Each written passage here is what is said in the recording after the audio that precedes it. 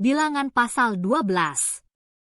Miriam serta Harun mengatai Musa berkenaan dengan perempuan Kus yang diambilnya, sebab memang ia telah mengambil seorang perempuan Kus.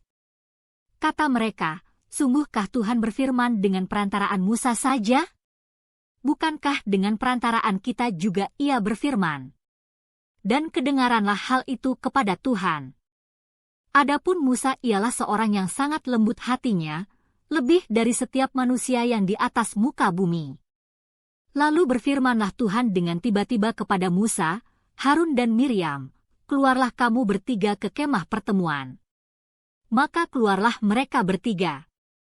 Lalu turunlah Tuhan dalam tiang awan, dan berdiri di pintu kemah itu, lalu memanggil Harun dan Miriam, maka tampillah mereka keduanya. Lalu berfirmanlah ia, dengarlah firmanku ini.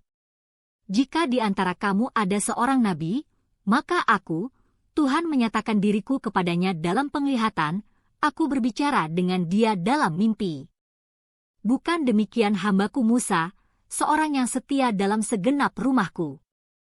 Berhadap-hadapan aku berbicara dengan dia, terus terang, bukan dengan teka-teki, dan ia memandang rupa Tuhan. Mengapakah kamu tidak takut mengatai hambaku Musa? Sebab itu bangkitlah murka Tuhan terhadap mereka, lalu pergilah ia. Dan ketika awan telah naik dari atas kemah, maka tampaklah Miriam kena kusta, putih seperti salju. Ketika Harun berpaling kepada Miriam, maka dilihatnya bahwa dia kena kusta. Lalu kata Harun kepada Musa, Tuanku, janganlah kiranya timpakan kepada kami dosa ini, yang kami perbuat dalam kebodohan kami. Janganlah kiranya dibiarkan dia sebagai anak gugur, yang pada waktu keluar dari kandungan ibunya sudah setengah busuk dagingnya.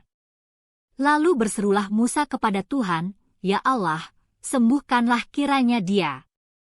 Kemudian berfirmanlah Tuhan kepada Musa, sekiranya ayahnya meludahi mukanya, tidakkah ia mendapat malu selama 7 hari? Biarlah dia selama 7 hari dikucilkan keluar tempat perkemahan, kemudian bolehlah ia diterima kembali. Jadi dikucilkanlah Miriam keluar tempat perkemahan 7 hari lamanya, dan bangsa itu tidak berangkat sebelum Miriam diterima kembali. Kemudian berangkatlah mereka dari Hazerot dan berkemah di padang gurun Paran.